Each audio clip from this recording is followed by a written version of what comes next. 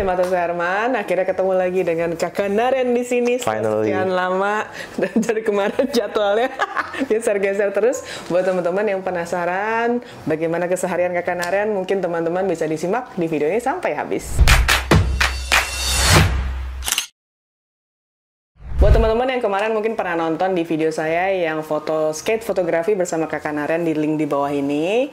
Kemudian juga mungkin pernah nonton di review Nikon Z9 ya, waktu itu di skatepark bersama Kakak Naren juga. Itu udah 2 tahun lalu. Sekarang kita mau ngobrol-ngobrol lagi. Yes. Seneng banget ketemu Marta sih, iya. Finally ya. Akhirnya, kemarin tuh jadwalnya padahal, aduh menclak-menclak, maaf ya. Nggak apa-apa.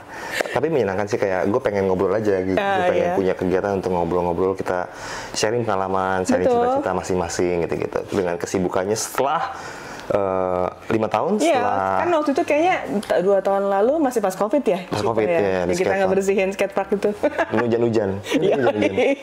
Nah, habis itu di zaman itu kan lu sempet beralih ya dari stage pindah ke hitungannya apa ya? Sports ya? Sports fotografi. Jadi di zaman COVID itu emang eventnya mati, musiknya nggak, event-event musik nggak ada karena emang pada dasarnya emang gue hidup dari event, mau itu event corporate ataupun musik atau festival atau official untuk artis atau band gitu. Betul.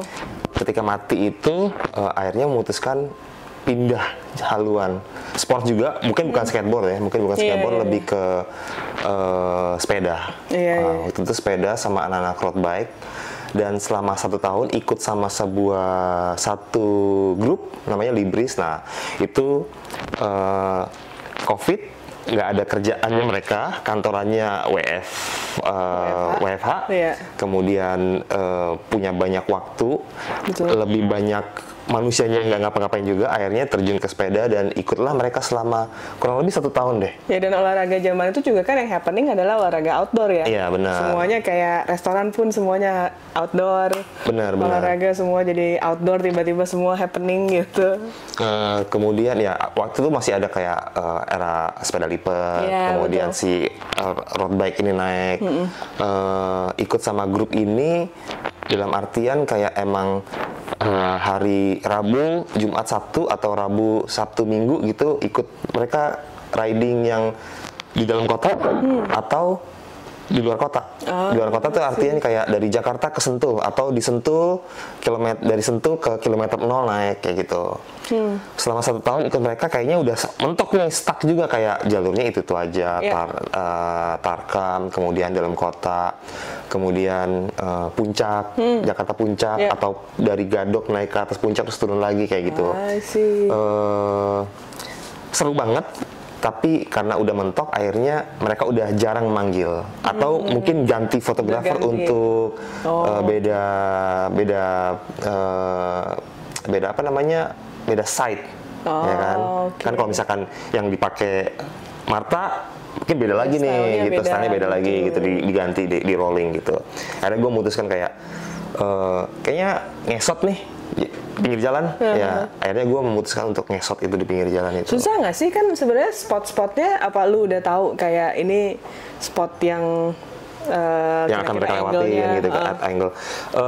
Di masa itu yang paling golden spot itu menurut gue itu ada 2, satu di Semanggi, satu lagi di Kuningan. Ya, tanjakan Kuningan itu kan, itu kan fotografernya berentet tuh gitu.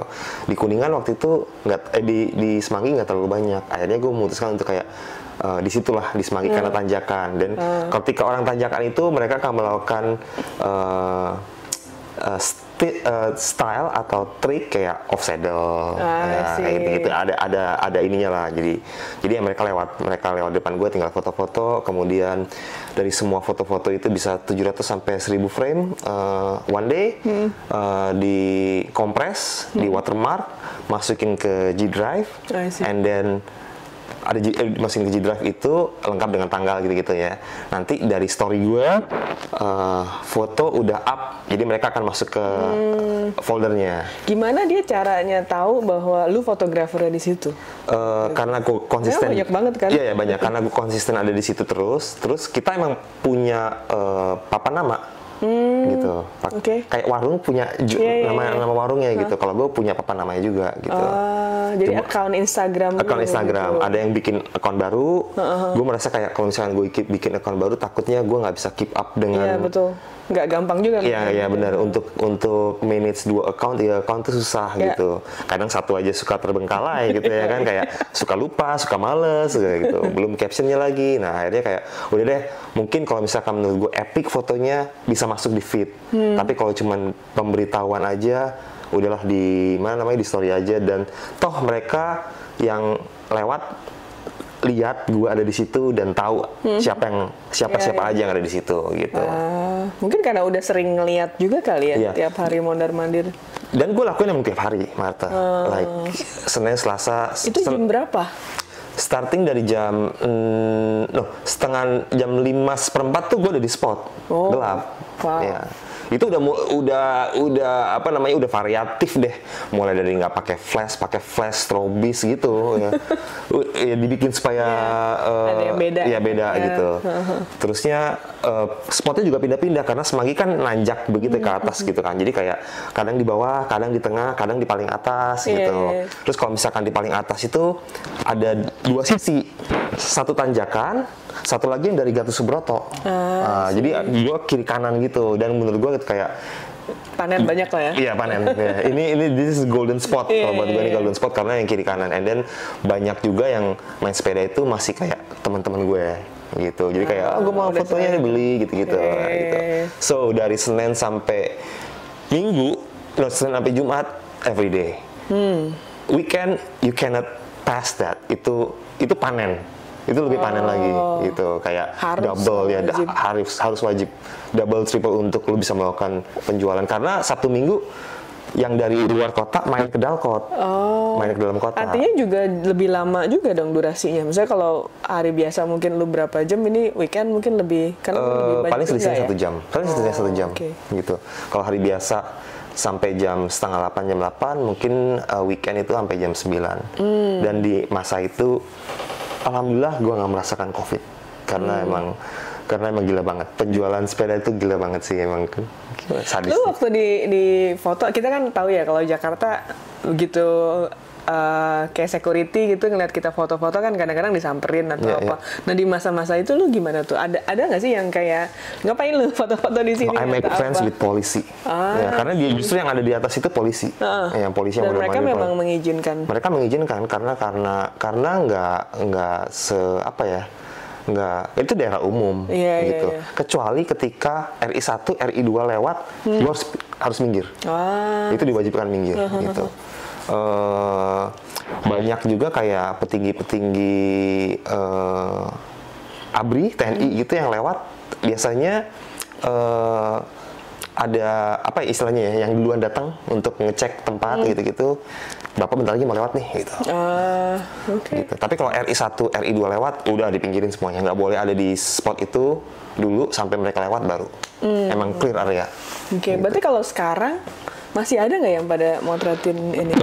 Sekarang makin banyak, kemudian makin variatif dengan harganya juga. Bisa, kalau dulu ada standarnya, kalau sekarang gue nggak tahu ya, karena gue dengar juga ada yang di bawahnya, ada juga yang ada yang lebih gitu, tergantung dari mereka udah seberapa lama. Tapi gue ngeliat bahwa fotografernya semakin banyak.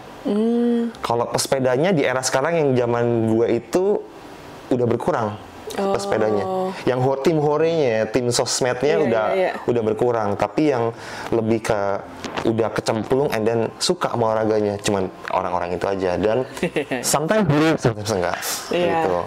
Dan gue harusnya mensiasati kayak oke, sepeda udah nggak begitu selling, what should I do? Gue turun ke bawah ke Sudirman untuk kayak runner.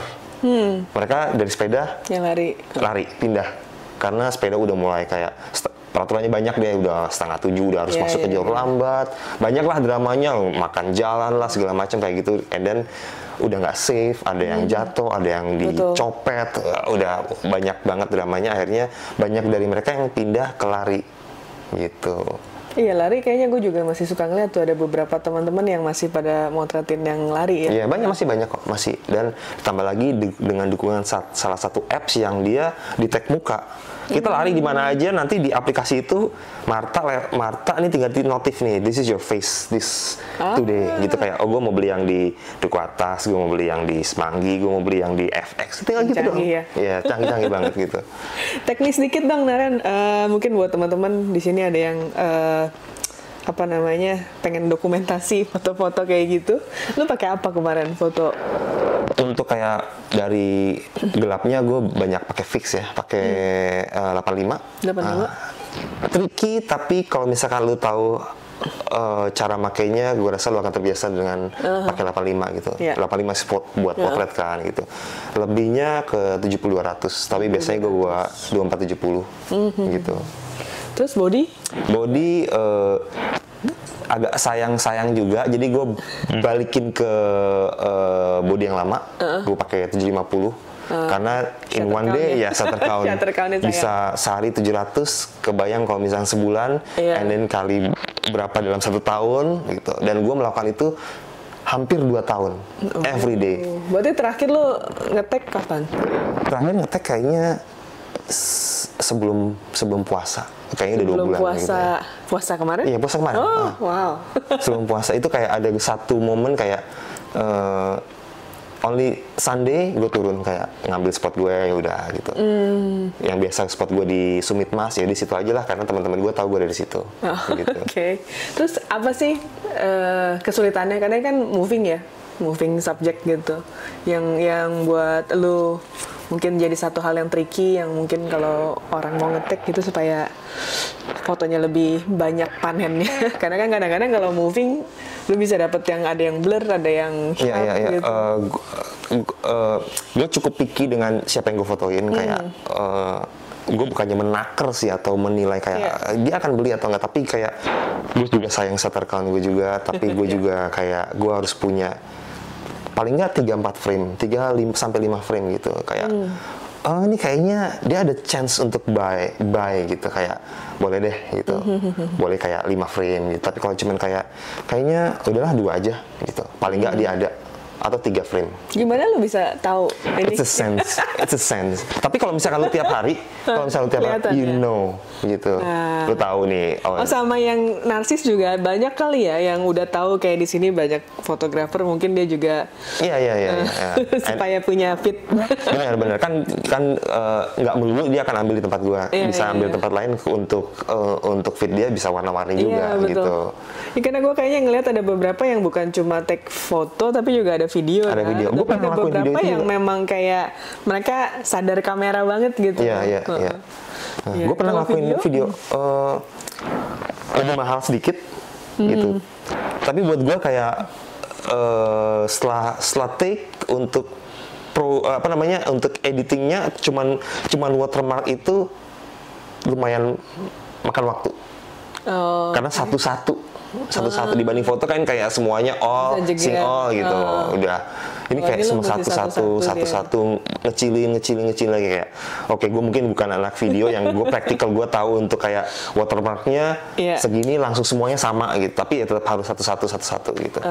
Dan itu biasanya kayak cuman satu hari itu 15-20 video aja. Udah paling banyak 30 gitu. Itu udah pegel gitu. Terus berarti lu udah mulai balik lagi ke stage per kapan? Balik lagi ke stage itu per bulan Februari Maret udah ada event lagi. Udah ada event. Apa yang pertama waktu itu mulai? Oh shoot, yang pertama itu apa ya? Raisa konser GBK. Iya, Raisa konser GBK, benar. Jadi emang setelah COVID itu kayak kan udah mundur dia. Dia udah mundur di tahun 2022, and then dilakuinnya, dikejarnya di tahun 2023, dan itu bulan Februari 25 kalau nggak salah kemarin tuh. 25, and then kalau gua sebenarnya bukan masuk ke tim officialnya untuk Juni Record atau Raisanya gitu, tapi gue requestnya manajer untuk kayak lu fotoin konser Raisa ini, yang mana dia nggak kasih gue job desk, kayak udah tahu lah ya. udah tahu kayak, tapi paling nggak dia kasih gue rincian kayak, oke lu nggak usah sampai ke gate untuk activity di gate-nya ngapain aja body check gitu-gitu, pemasangan gelang gitu, tapi cukup kayak lu cari-cari orang yang di dalam yang pakai baju Raisa, atau yang grup foto, atau yang lucu-lucu, atau lu ngambil vibe dari atas GBK-nya, and then backstage untuk anak band, backstage untuk family gitu-gitu. Ya karena udah lama juga kan lu sama Raisa, udah berapa tahun? Lebih dari 10 tahun hampir, ya 12 hampir 13 tahun ya gitu. Mantap. Bagaimana rasanya kembali ke stage? Gua penasaran, pengen denger langsung. Jadi during COVID itu masih ada kegiatan event, tapi yang apa namanya? Gitu bukan. Zoom itu loh, apa namanya? Online. Online. Okay. Jadi kayak itu sungguh menyiksa karena dia nyanyi green. Aduh. Ya kan? Kita udah foto paling cuma bisa untuk OOTD-nya aja, baju outfit yang dipakai. Tapi untuk kegiatan dia nyanyi gitu nggak bisa karena green screen, dia nggak bisa posting juga. Iya, betul. Sampai akhirnya kayak cuman fotonya dari TV gitu, kayak buat gua kayak apa namanya dulu, visual. Iya, apa ya? Sampai lupa gue istilahnya apa sih? Ada, kita fotonya virtual ya. Itu terjadi sih itu, dan cuman pas lagi Raisa aja yang gue melakukan virtual shot. Gitu. Di rumah di laptop, di laptop atau TV, jadi kayak semua harus gelap. Karena kalau misalnya ada lampu sedikit ya ada pantulan gitu, semua harus gelap, kayak pakai 35 mili. Pakai 105 mili, karena dari jauh supaya dia lebih close gitu. Tapi ya lagi pixel di TV juga kelihatan gitu. Ya ada masa kelam itu. itu pengalaman sih itu. And then balik ke stage lagi, hingar-bingarnya seru. Dari Raisa kemudian ke Joyland Bali dulu. Joyland Bali 2023. 3 hari festival. Nah, itu juga after COVID kan. Jadi kayak semuanya keluar. Gitu. Tapi during COVID juga Joyland tuh ada event sih. Event apa tuh? Event musik festival juga. Festival juga, tapi kecil kali ya sekarang lebih kecil, cuman 2 panggung, dan di area waktu itu di daerah Taman Begawan ya. Di daerah Taman Begawan itu is like dead city. Semua tokonya close. Gitu. Itu sedih banget sih. Gitu. Tapi orang masih tetap mau datang di tahun itu. Tahun 2024-nya kita bikin Joyland bikinnya di Nusa Penida ya. Di ada pinggir pantainya, ada di padang rumputnya, ada 3 stage yang gede banget, dan itu sangat seru. Jadi Joyland itu selama setahun bikin 2 event, Bali dan Jakarta, 3 hari.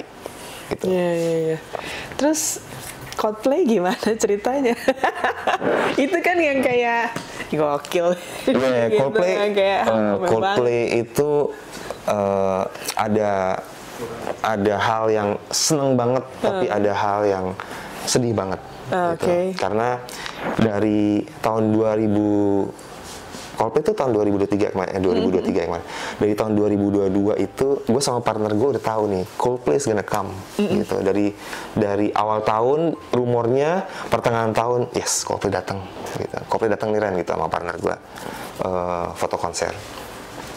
Jadi during waktu itu kita udah event. COVID, foto konser itu bikin usaha streaming online untuk corporate, untuk siapa aja yang tolong bikinin gue streaming online, itu sama dia. Gue pernah diajak kayak lu ikut gue deh gitu untuk streaming gitu. Ternyata gue nggak cocok di belakang meja. Kayak komputer gitu. Mendingan lu kasih gue foto ini sebanyak-banyaknya gue editin deh gitu, atau gue apain gitu, dibanding gue kayak kalau misalkan ada trouble kayak oh shit gue nggak tahu mesti ngapain gitu kan. Ardi, gue nggak bisa di sini, gue turun aja ke jalan, gue foto-foto sepeda. Nah di situ gue splitnya di situ, tapi kita tetap bareng gitu, tetap bareng untuk event-event. Masuk ke tahun 2023, Coldplay udah menyatakan kayak show-nya kan, udah confirm gitu. Ardi udah excited banget. But then again, setelah Joyland di Bali itu, after Raisa and then Joyland, he passed away. Gitu, dia meninggal karena gula, koma hampir 10 hari. Dan hari ini tuh masuk ke masa dari hari pertama sampai hari terakhirnya. Hari ini tuh di tengah-tengah lah mungkin ya. Gue harus cek story gue juga sih. Dia meninggal tahun kemarin di, mungkin gue lupa tanggal berapa ya, tanggal 25-27an gitu deh, gitu. Jadi ketika Coldplay yes, gue ngerasa bebannya itu ada di gue banget gitu. Terus gue harus ngebentuk tim, karena biasanya gue punya partner yang kita ajak ngobrol gitu, siapa aja yang diajak, pembagiannya seperti apa. Dan kali ini gue sendirian gitu. Konser yang pertama yang gue pegang tanpa dia itu adalah konser Yura Yunita di Surabaya. Itu udah itu rasanya kayak campur aduk ketika, walaupun mungkin gue sendirian ya, tapi feeling gue tuh kayak di dalam pit itu harusnya sama dia. Atau konser apapun gue akan pasti sama dia gitu, sama Ardi. Cuman di situ udah kayak wah ini udah susah banget nih. Kehilangannya tuh berasa banget karena gimana foto lu, gimana pembayarannya, gimana budgetingnya, itu jadi kayak cekikik kita deh gitu ya kan. Gue udah nggak punya temen yang kayak gitunya lagi gitu. Nah di Coldplay ini bebannya gue merasa di gue sampai confidence gue tuh naik turun, kayak bisa nggak ya gue harus bisa nih, tapi bisa apa enggak ya. Karena kalau misalkan Ardi masih ada, dia nggak motret, gue yakin. Dan gue akan kayak willingly, oke, gue dari penonton, gue dari tribun, dan gue masih bisa jalan-jalan gitu. Karena gue merasa kalau misalkan gue turun dari penonton, shoot yang gue punya akan lebih banyak dibanding dia, karena dia cuma 3 lagu aja gitu. Jadi panggungnya Coldplay ada lidahnya, dia lari-lari, itu kita cuma di panggung sisi sebelah kanan, gitu, sisi sebelah kanan, cuma 3 lagu aja gitu. Lagu pertama masih fine gitu. Lagu kedua gue diem nangis gitu, karena ya gue ngambil posisinya dia. Lagu ketiga gue bisa balik lagi untuk kayak oke, ini gue harus nyatu lagi nih untuk bisa motret gitu. Begitu lagu ketiga selesai, ditarik keluar, gue nangis lagi. Dari pintu gerbang pit itu sampai ke sekretariat itu gue nangis terus. Begitu sampai sekretariat, keep myself together again, kayak oke, kita waktunya jalan-jalan. Udah bebannya udah kurang nih gitu. Tinggal lihat hasilnya lagi nanti gimana gitu. Udah, ini jalan-jalan gitu. Gue datang lagi ke Ardi itu setelah Coldplay itu Coldplay baru Joyland Bali. Nah, gue datang ke Ardi lagi itu setelah Joyland selesai semuanya. Gue datang ke makamnya dia, gue cetakin 10R. Inilah fotonya gitu. Ini fotonya depan belakang, kayak foto konsernya seperti apa, foto vibe-nya seperti apa gitu. Jadi gue cetakin terus gue taruh aja di situ udah gitu. Kayak gue udah menyelesaikan, jadi sedih gue nya. It's okay. Gue udah menyelesaikan kewajiban lu, dan gue berusaha sebaik mungkin untuk bisa untuk mendekati seperti lu, walaupun kita punya style masing-masing gitu. Tapi sebenarnya style dia sama gue nggak jauh beda. Gitu. Feel you. Ya Ardi, tapi mungkin akan 1 tahun ini, 1 tahunnya itu within days, 1 tahun dia sih. Hopefully gue bisa balik ke makamnya dia. Kayak gue berapa kali ke makam dia sih, kayak datang cerita gitu-gitu, kayak berkeluh kesah lah tentang dunia panggung yang sekarang seperti apa, orang-orangnya seperti apa gitu-gitu. Itu berarti sama Ardi udah lama juga? Udah lama banget. Kira-kira hampir sama kayak Raisa, karena Ardi itu adalah orang yang pertama yang ngajak gue untuk ikut Raisa.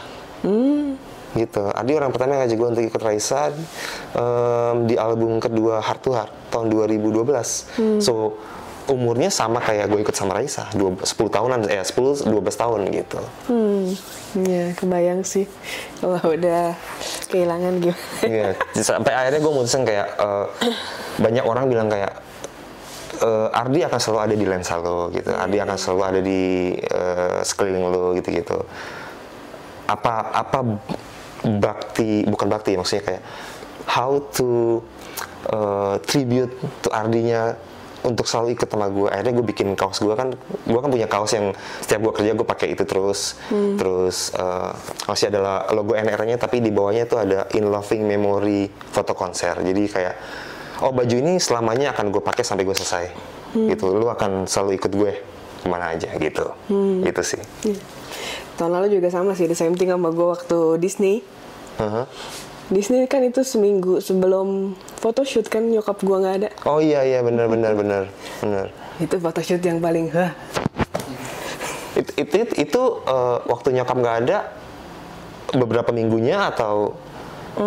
Gua udah tahu ada photoshoot Disney dari Desember. Nyokap tuh nggak ada bulan Mei. Oke. Pokoknya gue ingetnya nyokap nggak ada Senin. Habis itu semua gue reschedule, Selasa gue reschedule, Rabu schedule, Kamis gue reschedule, Jumat itu Reki, Sabtu photoshoot. Jadi gue kayak 3 hari ini kan ya biasalah kalau Kristen kan lu nggak langsung dikuburin kan, biasanya ya keluarga dulu gathering. Ada acara tutup peti, ada doa gitu-gitu misa ya. Terus akhirnya nyokap gue kan dilarung hari Kamisnya, Jumatnya gue udah Reki lihat kolam. Hari Sabtu gue photoshoot, hari Minggu gue sakit. Hari Seninnya udah mulai nyicil editan. Hari Selasanya shoot lagi karena dua hari shoot. Dua kali shoot. Hari Rabu, Kamis, Jumat, Sabtu itu harus udah pameran. Itu gue yang ya berasa sih yang ketika lu ngedit masih yang sambil nggak bisa kontrol. Ya cuma ya mau nggak mau kan emang harus ya pameran harus jalan gitu. Terus ya dia ya memang waktunya yang mepet juga waktu itu ya harus jalan. Akhirnya gue yang gue ada editor tapi gue tetap gue ngedit sendiri juga. 3 hari gue nggak mandi. Cuma ngedit itu demi. Ya udah akhirnya Sabtu mereka naik cetak. Sabtu gue mundur, gue harusnya Jumat gue udah ngasih, gue nggak bisa, gue mundur ke Sabtu. Minggu dia cetak, Senin baru baru naik ke Plaza Senayan. Nah itu kayak. Tapi justru sebenarnya dengan adanya kegiatan kayak kesedihannya jadi teralihkan. Kalau nggak lu akan ada di kamar terus nangis gitu, bener nggak sih? Ya kan? Iya. Itu juga gue yang ngerasa kayak itu sih maksudnya kayak mungkin ini emang udah jalannya gitu ya, yang kayak lu dikasih kerjaan yang sangat berat untuk ngalihin ya pikiran gue gitu. Ya walaupun nggak gampang. nggak gampang banget. Apalagi kayak gue kan membawa beban nama temen gitu ya, nama temen kayak apakah gue bisa sebaik dia fotonya ataukah bukan sebaik, apakah foto Coldplay ini gue bisa forever? Karena menurut dia kayak foto itu nggak perlu dimacem-macemin, nggak perlu yang pakai efek kaca gitu. Itu menurut dia ya kan.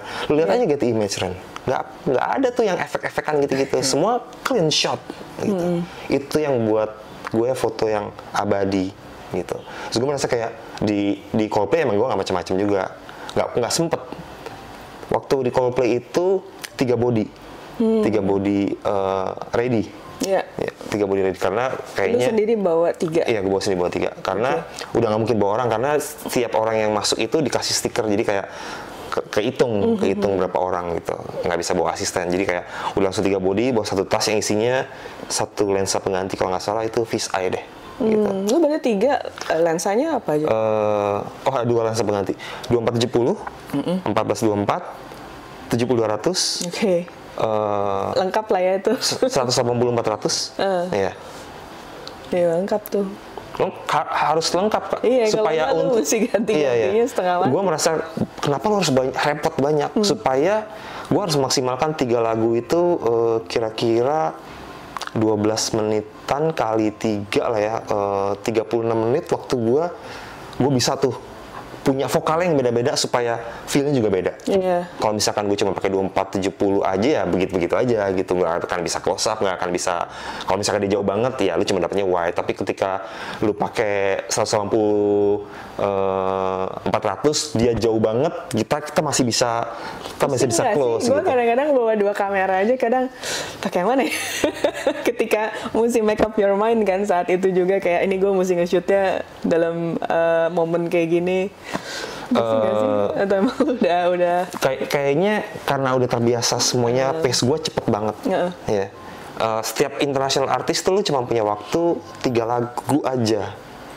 Kalau ditanya kenapa lu dikasihnya cuma 3 lagu, karena di 3 lagu itu artisnya masih bagus tampilannya. Sisanya udah mulai keringetan, make upnya masih apa namanya masih stay, rambutnya masih bagus juga gitu, masih tertata rapi. Itu berlaku untuk semua fotografer yang meliput event international artist, yes. Oke. Tapi nggak berlaku untuk festival. Depends, tergantung sama manajemen artisnya. Ada yang festival artis luar boleh the whole show, ada yang artis luar festival cuma 3 lagu juga. Gitu. Oke. Buat lu sebenarnya lebih enak mana? The whole show. Lebih seru ya macam. Lebih the whole show karena gue bisa covernya untuk segala macam. Paling yang nggak boleh itu adalah untuk naik ke atas panggung di belakangnya mereka. Itu yang agak lu perlu effort lagi untuk tanya manajernya deh paling enggak. Dan triknya biasanya lagu terakhir itu lah momen untuk naik ke atas belakangnya gitu. Tapi apa alasannya lagu itu? Paling crowdnya paling banyak. Biasanya lagu terakhir lagu yang paling pecah. Kemudian pertimbangannya adalah ya udah lagu terakhir udahlah. gitu kan, ya kan? Tapi kalau misalkan lu tengah-tengah, no, gitu. Dibanding nanti gue minta 2 kali, mendingan langsung terakhir aja. Sih. Gitu. Kalau misalkan tengah-tengah naik itu, oh nggak bisa. Nanti lagu terakhir juga belum tentu boleh. Gambling sebenarnya, tapi mendingan gue lagu terakhir aja. Kalau misalkan mau naik, tapi kadang-kadang kayak gue ngeliat juga nih ngebaca situasi di atas panggung. Kayak kemarin Joyland itu James Blake. Pertama kali denger lagu James Blake, pertama kali dengerin dia live, cuma bertiga doang. Ada drum, keyboard, sama dia main keyboard juga. And then ada satu lagi pakai synthesizer atau modular gitulah ya musik-musiknya gitu. Terus kok ini video live-nya ngumpet semua. Di speaker di dalam, jadi ketutupan speaker lah dia. Jadi nggak boleh kelihatan, nggak boleh jalan-jalan, nggak boleh kelihatan. Berarti dia strict nih. Itu udah menandakan kayak lu nggak perlu naik ke atas. Jadi kalau misalkan yang 2 video yang live aja dia ngumpet, berarti udah nggak mungkin ada orang yang boleh mondar-mandir. Gitu. Itu emang mereka udah terlatih gitu ya, memang udah tahu harus buat nggak kasih atau apa? Emang supaya nggak distract artisnya mondar-mandir. Jadi kalau misalkan mau di belakang speaker ya udah di belakang speaker aja. Kalau di depan speaker kan suaranya jadi ketahan sama dia, kelihatan sama crowdnya gitu. Mau nggak mau dia di belakang speakernya. Gitu. Misalkan kayak panggungnya ngadep penonton sana, speakernya ngadep sana, dia di belakangnya di sini. Gitu. Oke. Tapi masih kelihatan kameranya gitu-gitu, masih move, maksudnya masih bergerak gitu. Kalau yang artis lokalnya dia masih bisa kemana-mana tuh, maju, mundur, kiri, kanan gitu masih bisa. Kalau untuk lokal artis. Kalau lu nge-shoot stage nih, yang event internasional sama event lokal, apa aja sih yang membedakan? Ada bedanya nggak sih? Sama-sama aja. Kalau tadi kan ada rules yang kayak tiga lagu pertama gitu, atau ada yang kelihatan banget kayak ini kalau lokal nih lu harus seperti ini, tapi kalau internasional menurut gue sih pada dasarnya sama ya, cuman kalau misalkan kayak lokal lebih fleksibel. Nah, lebih fleksibel ketika misalkan bandnya anggaplah pernah dengar Hindia, nah Hindia atau Lomba Sihir atau Bara Suara gitu. Mereka pasti bawa official photographer bandnya. Official photographer itu lebih tinggi, kalau menurut gue ya, lebih tinggi dibanding official event. Oke. Official event itu untuk mengcover keseluruhan acara. Gitu. Kalau ini benar-benar fokus untuk bandnya, tapi dia juga menaungi, maksudnya mengcapture the vibe-nya juga. Tapi kalau misalkan manajemennya bilang yang boleh naik ke atas cuma official gue aja ya, official bandnya, official event nggak perlu, kita nggak bisa ini, gitu. Kita nggak bisa, kecuali lu ngomong sama manajernya, kecuali lu kenal kayak gue boleh dong naik ke atas, gue dari belakang gitu, karena dari belakang esensial sih. Untuk foto dari belakang band itu esensial karena ngeliatin crowd-nya, audiensnya gitu. Jadi kadang-kadang yang pendekatannya yang harus ke kalau nggak manajer, kalau nggak ke manajer gitu. Kalau udah dua ini udah oke, tinggal harus izinnya lagi sama show director, show D-nya ada di FOH. Nah, untuk ngobrol kayak gue lagu Raisa yang nomor 3 gue naik ya karena dia nyalain flashlight. Nanti gue naik lagi di lagu ke terakhir ya karena akan ada konfeti misalkan gitu, atau ada ya konfeti lah, anggaplah ada konfeti. Jadi kayak nanti dari show D itu akan call ke stage manager, nanti Naren naik ya di lagu ketiga sama di lagu terakhir. Tapi during itu gue nggak akan ganggu-ganggu tuh, nggak akan ngapa-ngapain, kecuali dari samping. Naik ini artiannya gue bisa di belakangnya Raisa, gitu. Benar totally di belakangnya Raisa. Ada ini nggak sih kayak di lapangan ini kan kayak lu berhubungan dengan banyak orang banget ya. Ada kejadian yang mungkin kayak ini mestinya nggak kejadian kayak gini nih gitu, yang nggak menyenangkan, atau mungkin ada lu terganggu oleh sesuatu, atau mungkin kayak fotografer lain yang mungkin pengen ngambil gambar. Kalau gue ngerasa yang pertama itu adalah security ya. Security kadang-kadang suka kayak galak banget, security-nya tuh kayak dia nggak tahu kalau kita tuh official untuk promotornya gitu, atau untuk eventnya, dan dia kayak yang penting nyolot dulu. Ya nyolot dulu kayak nggak bisa dari sini, nggak bisa dari sini, mesti dari sana. Kata siapa? Gitu. Gue ini official bawaannya promotornya, boleh gitu, nggak bisa Pak. Ya seringlah gue berjibaku dengan security, baik dalam bentuk yang omongan baik-baik ataupun dalam bentuk ngegas, sama-sama ngegas gitu.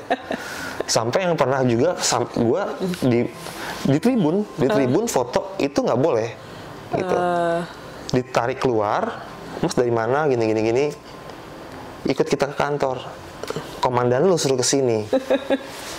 Atau lu pakai HT. Nggak tahu, gue Naren ya. Sebenarnya nggak gitu sih, cuman lu ya, kali kantor tuh apa gitu ya, gitu. Mendingan lu HT, lu kontak-kontakan. Semakin lama gue di sini, momen gue di dalam semakin hilang, gitu. Karena tadinya kayak kemarin tuh gue lagi foto siapa ya, Jepang-Jepangan. I think Yoasobi deh, kayak ya Yoasobi itu lagi kayak ada Pikachu, ada siapa yang kayak keluar gitu, boneka yang life size gitu ya kan, 1:1 gitu. Gue ditarik dong keluar, kayak shit, gue ini kalau misalkan satu lagu ini habis berarti show-nya itu hilang, gitu.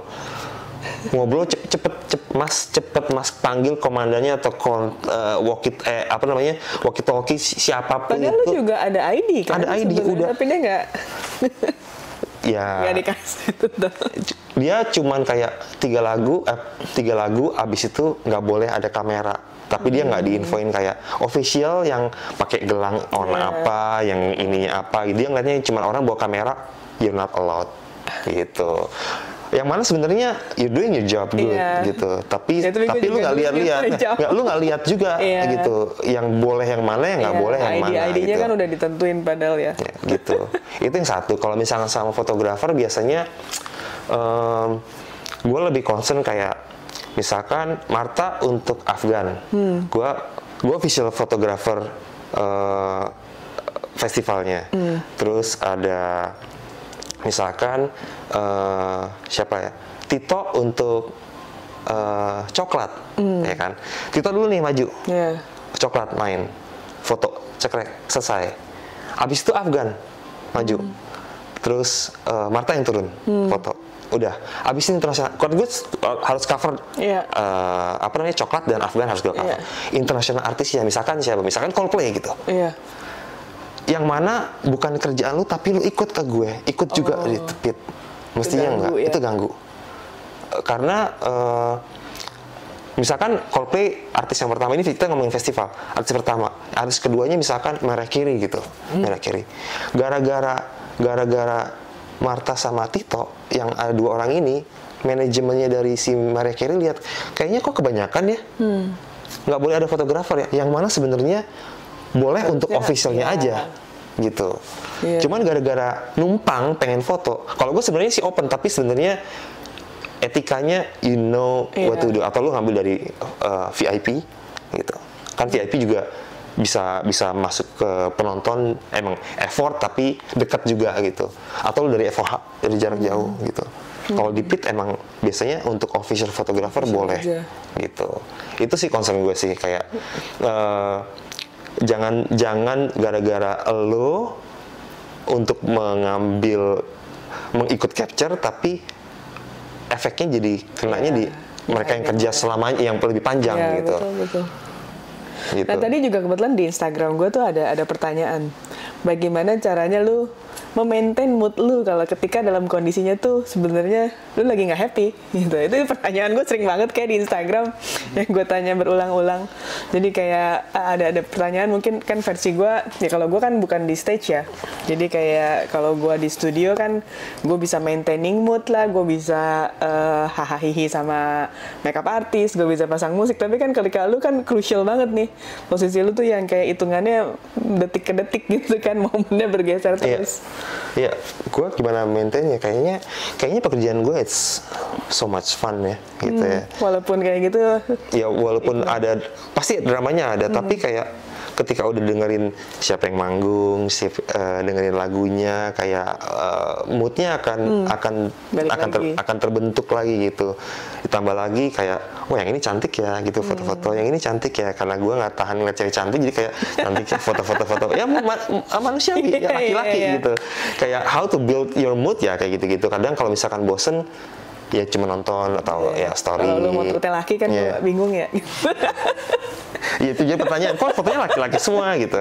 Ya tapi basically ini juga nggak sih, ini sebenarnya part of latihan ya nggak sih, ketika kita berhadapan dengan banyak kondisi yang tidak sesuai harapan kita, tapi kan lu kayak harus bisa maintain lu punya mood gitu ya, kayak dilatih kan sebenarnya. Kayak ketika lu ya udah kondisi kayak gini, ya udah emang kenapa gitu, ya udah gue kerja aja gitu. Ini gue cerita sama, gue ikut sama promotor ini udah cukup lama juga, selalu bawa artis-artis Jepang gitu. Treatmentnya nggak jauh beda sama Korea ya gitu. Tapi Jepang lebih strict ketika mereka bilang nggak boleh, itu emang nggak boleh motret gitu.